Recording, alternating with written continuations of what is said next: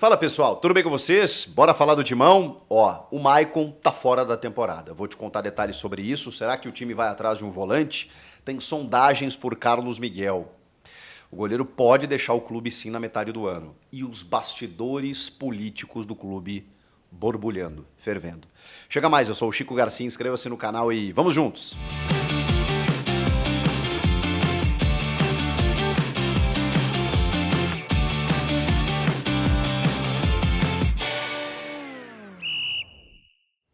Vinheta nova, cenário novo, então inscreva-se no canal pra gente bater a meta de 1 milhão. Muito obrigado pra todo mundo que tá fazendo isso, tá? De coração. Faltam 20 mil inscritos aí pra gente bater essa meta. Acho que vai ser rapidinho e eu conto muito com você. Beleza? Gente, vamos começar aí com as notícias, né? O Maicon teve constatada uma ruptura do ligamento cruzado do seu joelho, o que prevê uma recuperação aí de 9 meses a 1 ano. É a lesão que o Paulinho sofreu, por exemplo. Jogadores que sofrem esse tipo de lesão perdem o ano.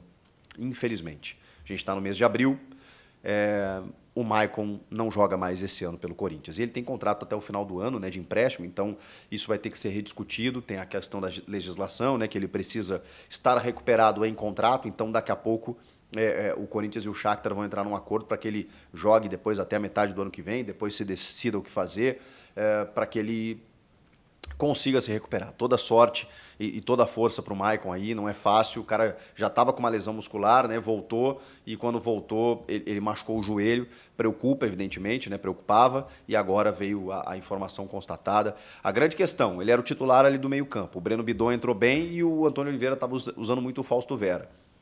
Se falou por, assim, algum tipo de especulação de que o Gabriel, ex-Corinthians, que está no Inter lá encostado, treinando em separado, com contrato até o final do ano, na verdade até a metade do ano que vem, que ele poderia ir para o Corinthians por empréstimo, mas ele está sendo encaminhado aí para o Atlético Paranaense. Então, não sei se o Corinthians vai seguir buscando.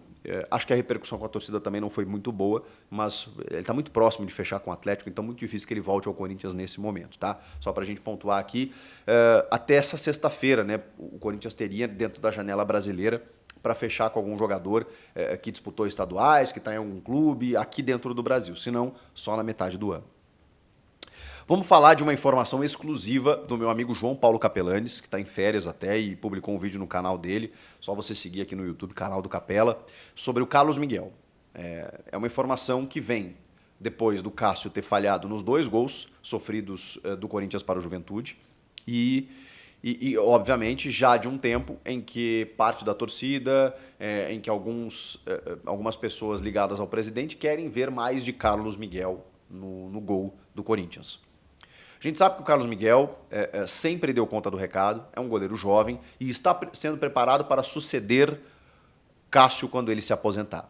A questão é que isso não parece acontecer de uma hora para outra. O Cássio deu entrevista no Donos da Bola dizendo que pretende renovar. O Augusto Melo deu entrevista no Donos da Bola dizendo que pretende renovar com o Cássio. Até quando o Carlos Miguel vai continuar na reserva? A informação do Capelanes 2 clubes brasileiros sondaram a situação do Carlos Miguel. Situação que foi imediatamente vetada pelo Corinthians. O Santos e o Cruzeiro. O Cruzeiro tanto é verdade que está fazendo uma troca do Rafael Cabral com o Gabriel Grando com o Grêmio. O Rafael Cabral está indo para o Grêmio e o Grêmio está mandando o Gabriel Grando por empréstimo. Porque o Rafael estava inviabilizado por lá e o Cruzeiro queria um goleiro. E aí deu aquela tenteada, né? Mas o Corinthians não libera o Carlos Miguel ainda mais para o mercado interno. Só que no mercado externo a gente sabe como isso pode influenciar. Ele já jogou em Portugal, inclusive. O staff do Carlos Miguel confirmou sondagens de 2 clubes da Europa que podem chegar com mais força e com propostas na metade do ano. O Carlos Miguel tem mercado, mesmo sendo reserva do Corinthians. Pela sua envergadura, pela sua idade, pelo seu desempenho, por já ter ido à Europa e voltado, todo mundo entende o Carlos Miguel como um goleiro pronto. E o Carlos Miguel se vê assim, pela informação do Capelanes, o Carlos Miguel está tranquilo, ele não está desesperado para sair, mas ele acha, ele entende, quando falo ele, é ele, o seu staff, né, as pessoas próximas a ele, que ele pode ter uma sequência, que ele pode, enfim, meio que disputar a titularidade. Não dá para você definir que o Cássio é o goleiro titular e pronto, e que ele vai ficar amargando na reserva como o Walter ficou durante quase uma década. Então, esse é o entendimento do staff do Carlos Miguel.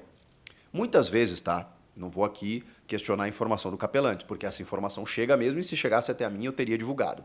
Mas muitas vezes trata-se de uma pressão também do staff do atleta, vazando informação para a imprensa para poder, digamos, agitar o mercado e o negócio e o clube e meter uma pressão na comissão técnica para escalar o jogador. Isso também acontece. Não estou dizendo que as sondagens não aconteceram. Estou dizendo que muitas vezes ocorre dos empresários e tal, para dar uma valorizada, vazar isso na imprensa. Ó, o cara está sendo assediado, estou para te passar isso aí, porque se ele não for utilizado, enfim, ele pode acabar saindo. Isso também acontece. Mas eu não duvido, até pela qualidade do Carlos Miguel. Então o Corinthians tem que entender que não vai conseguir segurar muito tempo. Não vai. Está muito claro isso. Ainda mais o Cássio no último ano de contrato, que já tem a promessa de renovação do presidente. Até quando vocês acham que o Carlos Miguel vai aguentar na reserva? Uma coisa é ele entender que ele vai suceder o Cássio em algum momento e ser o titular do Corinthians por anos. A questão é se isso demorar 1 ano, ou demorar 2, ou demorar 5. E aí você vê a sua carreira passando diante dos seus olhos. Então, é muito delicado, gente. Essa situação é dificílima, porque você não aposenta o Cássio da noite para o dia, você não elimina um ídolo como o Cássio. Então, assim, são muitas dificuldades para lidar com esse tema. Eu reconheço isso, mas eu acho que o Carlos Miguel tinha que jogar mais. Nem que seja, como disse o próprio Capelani no vídeo dele, dividindo em competições, né? Joga o Carlos Miguel na Sul-Americana, joga o Cássio no Brasileiro, inverte, faz um revezamento, 2 jogos para um, 2 jogos para outro. O que não dá é para definir que o Cássio é o titular por tudo que ele já fez e também o Carlos Miguel na reserva eternamente. Isso não dá.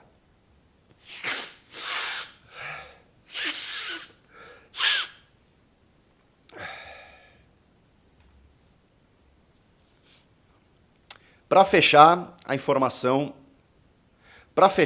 falando sobre os bastidores políticos do clube. Pelo amor de Deus, gente, estamos no 4º mês da gestão Augusto Melo e já tem assim um racha político, uma disputa interna que pode se refletir no campo, né? A gente já viu isso acontecer muitas vezes. O momento não é de tranquilidade. E a gente sabia que ao assumir como oposição de um grupo que comandou o Corinthians durante 15, 16 anos, o Augusto teria dificuldades, mas ele teria que ser muito hábil nas suas relações, e não está conseguindo, pelo menos por enquanto.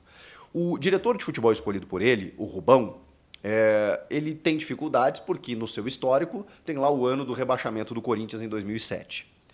A relação Augusto e Rubão, que foi o principal cabo eleitoral da campanha do Augusto, já não é das melhores. E o Rubão confirmou isso numa entrevista ao GE nessa quinta-feira.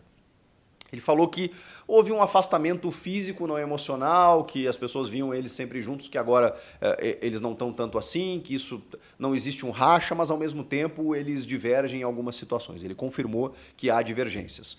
E o Augusto, por outro lado, tem se afastado bastante. Desde que ele definiu o Fabinho Soldado como o diretor executivo, é com o Fabinho que o Augusto divide as coisas, não mais com o Rubão.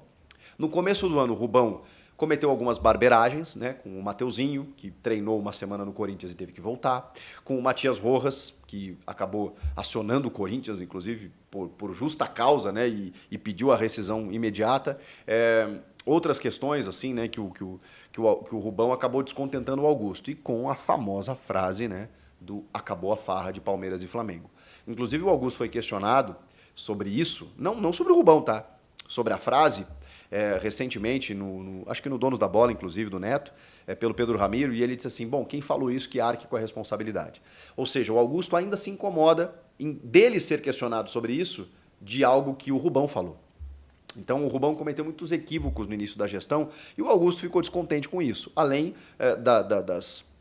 da gestão incompetente que ele teve em alguns aspectos e depois do afastamento natural. Só que o Augusto sabe que trocar o comando do futebol agora eclode uma crise desnecessária ou talvez até inesperada, que pode se refletir no grupo de jogadores, né? Você tem que buscar proteger, blindar o teu grupo disso, né? Daqui a pouco você muda o teu diretor de futebol, isso tem impacto, isso acaba tendo reflexos. E o Augusto quer evitar isso, não sei até quando ele vai conseguir. Só que aí, nessa entrevista, o Rubão, disparou contra o presidente do Conselho Deliberativo, o Romeu Tuma Júnior, que foi eleito com apoio do Augusto, vejam só, e disse, com todas as letras, o Rubão, que foi montado um governo paralelo à gestão Augusto Melo e do Rubão, né? Que a gente não vai admitir, palavras do Rubão. Não vamos admitir de forma alguma, não chegamos lá por imposição, chegamos lá pelo voto do associado, não só voto de conselheiro, é bem diferente. E mais do que dar indiretas e tudo mais, ele atacou o presidente Romeu Tuma dizendo que foi montado, o Conselho Deliberativo montou algumas comissões temáticas para debater, para, enfim, questionar algumas situações da gestão. E essas comissões são de finanças, jurídica, futebol, várias comissões foram montadas para que os conselheiros definam, entendam e debatam como estão todas essas situações no clube. Só que o Rubão entende isso como um governo paralelo, de que os caras estão como oposição tentando questionar tudo que está sendo feito ali. E sabemos também que tem uma disputa já para saber quem é o novo presidente. Não tem reeleição no Corinthians. Então, a linha sucessória natural, depois do Augusto, seria do Rubão. Só que o Rubão, perdendo força como diretor de futebol, ele não seria mais o presidente. E é óbvio que alguns conselheiros estão apontando alguns erros, alguns equívocos e fazendo a cabeça do Augusto para que ele tire o Rubão e coloque alguém, digamos, da oposição deles ou de um outro grupo político para ser promovido ao novo presidente em 2026. Que loucura! Mas o que mais chamou a atenção foi a nota oficial do presidente do Conselho, Romeu Tuma, finalizando essa nota oficial com a seguinte frase: a verdadeira farra acabou aqui. Debochando, chacotando da frase célebre do Rubens Gomes, o Rubão. Lembrando, inclusive, que em 2007 o Rubão esteve no rebaixamento do clube. Só um trecho da nota que diz o seguinte, em vez de falar do que ele não conhece, deveria cuidar do que pensa que entende, pois recorrentemente está envergonhando a nação corintiana e demolindo a administração que assumiu há menos de 120 dias. Aliás, pelo que se diz, difamando seu presidente, conspirando contra ele e, além de tudo, dizendo-se o único responsável pela eleição da nova diretoria. Obviamente se achando Deus, mas ao mesmo tempo tentando se eximir de responsabilidades em eventuais equívocos ou até malfeitos que supostamente possam existir. Coisa de covarde. Aliás, nem no crime esse tipo de postura é respeitado. Gente, assim, uma nota, cara, olha... E aí você pergunta a vocês, como é que está o bastidor político do clube com tudo isso? Para não passar em branco, para finalizar aqui, esclareço que as comissões do Conselho Deliberativo têm previsão estatutária. Foram formadas e criadas com o apoio unânime do Conselho e, além de suas prerrogativas legais, prescritas no Estatuto, visam dar espaço para o despontar de novas lideranças para o futuro em nosso clube, para que não fiquemos reféns de nós mesmos. Aí está muito claro tudo que eu contextualizei para vocês antes, né? E aí, para finalizar aqui, não farei qualquer referência pessoal ao diretor, pois conheço e respeito a família dele. Além do mais, sei que ele está desorientado. O Conselho Deliberativo, sob minha presidência, cumprirá o Estatuto doa quem doer. Não vou cair nessa emboscada. A verdadeira farra acaba aqui. Rapaz, o Augusto vai ter que ter muita habilidade para contornar tudo isso. Ou vai ser obrigado a demitir o diretor. E aí, o que vocês acham? Comentem aqui, inscreva-se no canal, eu volto até na próxima, né? Ou a qualquer momento com mais informações. Like no vídeo me ajuda. Até a próxima. Tchau!